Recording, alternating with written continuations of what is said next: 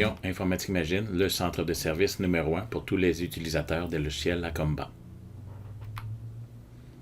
Voici l'ensemble de tous nos services. En gros, nous effectuons le service de démonstration, formation, démarrage de société, support technique en personne ou par le web ou par téléphone, migration de données, importation de données vers Acomba et on peut aussi vous aider à trouver du personnel en tant que technicien et technicienne comptable qui sont appelés à travailler dans votre entreprise. Aujourd'hui, la capsule web fera le tour des différentes possibilités dans le cas où est-ce que votre Acomba est lent dans un environnement de réseau. Donc, voici quelques pistes de solutions. Première étape, dans Acomba, dans la ligne marine en haut de l'écran, s'il vous plaît, enlevez les barres obliques devant le nom de la société et configurisez un lecteur logique. Certains techniciens vont dire mapper le drive. Mettez une lettre, donc avant, au lieu de barre oblique, et vous allez voir instantanément que c'est beaucoup plus rapide pour accéder aux données de Acomba. Deuxième étape, le nom de la compagnie. Dans le répertoire Fortune 1000 est très important et c'est loin d'être nécessaire d'écrire un roman. Le nom de votre compagnie peut avoir 8, 10, 12 caractères, mais vous n'avez pas besoin d'avoir 30, 40, 50 caractères. Ça ralentit beaucoup Acomba aussi. Idéalement, il faut que la version de Windows soit identique sur tous les postes. C'est sûr que c'est le rêve d'avoir 5, 6, 10 postes dans l'entreprise et que tout le monde soit sur la même version de Windows, mais ça aide beaucoup. C'est pas vraiment nécessaire, mais ça aide beaucoup.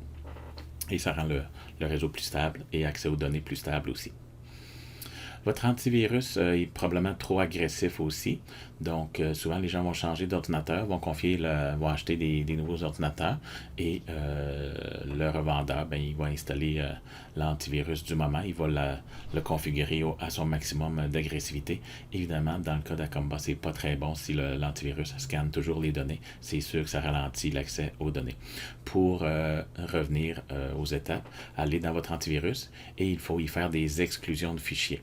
Donc, une fois que vous êtes dans l'antivirus, vous devez accéder au dossier qui s'appelle normalement f1000.dta, le nom de votre société.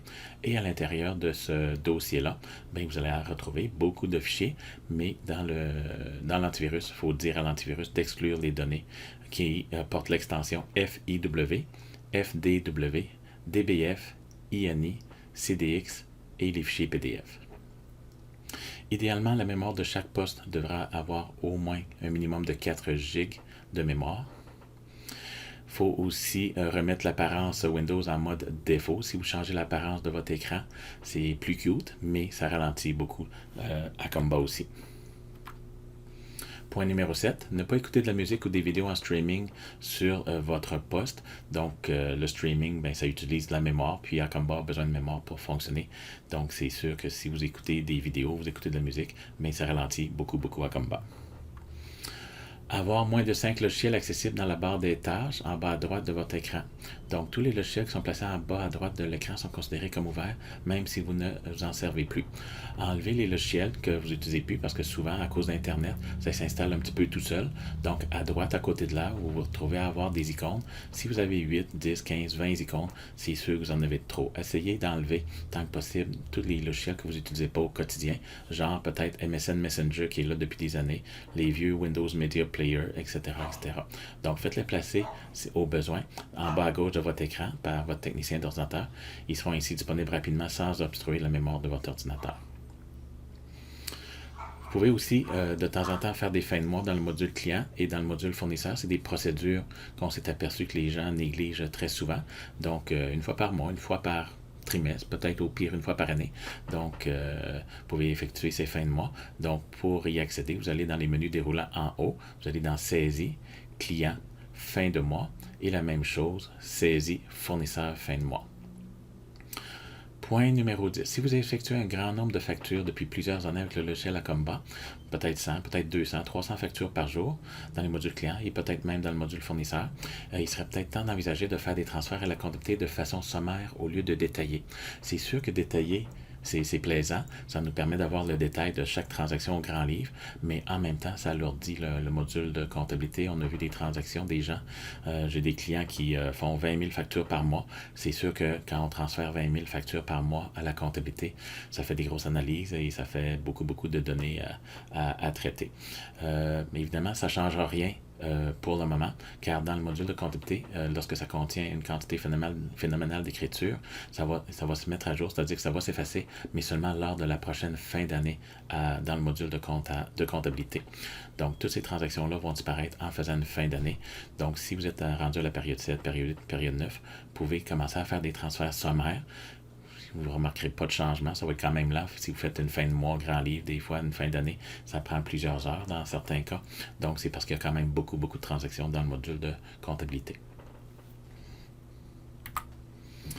Point numéro 11, peut-être que c'est l'usager. Si vous utilisez le module personnalisation et sécurité, ça se peut que votre usager soit saturé de transactions. Souvent, on voit dans les entreprises, les gens vont créer un usager qui va s'appeler commis ou vendeur pour faire travailler leurs gens au comptoir. Puis, ils vont l'utiliser depuis 5 ans, 10 ans, peut-être même 15 ans. Puis, quelqu'un qui fait 200, 300, 400 factures par jour dans des garages de pièces, des choses comme ça, bien, c'est sûr que l'usager devient un petit peu saturé, même très, très saturé. Et souvent, les gens vont nous appeler, vont nous demander pourquoi que c'est lent, etc. Donc, à ce moment-là, on crée un nouvel usager et on archive l'ancien usager en mettant un Z en avant. On ne peut pas détruire un usager. Par contre, on peut le recycler, c'est-à-dire que lorsque vous accédez à votre usager, donc vous pouvez le renommer avec le dièse dièse qui se retrouve dans la barre d'outils en haut. Vous faites dièse dièse, vous le renommez. Au lieu de l'appeler commis, vous l'appelez ZZ commis pour toujours garder une trace. Et vous recréez un nouveau commis, un nouvel usager qui s'appellera commis et vous lui donnerez les mêmes droits d'accès que le ZZ commis. Vous allez voir, là, vous allez gagner beaucoup de vitesse. Vous pouvez aussi détruire toutes les factures qui ont été payées comptant dans le système jusqu'à une date donnée. Pour ce faire, vous allez dans Info, à propos d'Acomba, et dans la cellule Fonction, vous tapez la commande cachée Facture comptant. C'est cette fonction-là, si vous avez beaucoup de factures comptant, ben, ils vont se détruire jusqu'à la bonne date. Et par la suite, ben, ça va être un petit peu plus léger, ça pourrait aider. Par contre, on vous recommande très fortement de prendre une copie de sauvegarde avant d'effectuer cette procédure. Point numéro 13, faites un export et réimportez toutes les données de par les fichiers ADX. Aussi, avant de faire cette étape, on vous conseille fortement d'effectuer une copie de sauvegarde avant de procéder. En gros, c'est les différentes possibilités au niveau du ralentissement dans Comba, c'est les façons de corriger. Si jamais vous avez tout fait ça et que ça ne fonctionne pas encore, ben, vous pouvez nous appeler au 418-653-8101. Ça nous fera plaisir de regarder avec vous d'autres possibilités. Merci et bonne journée.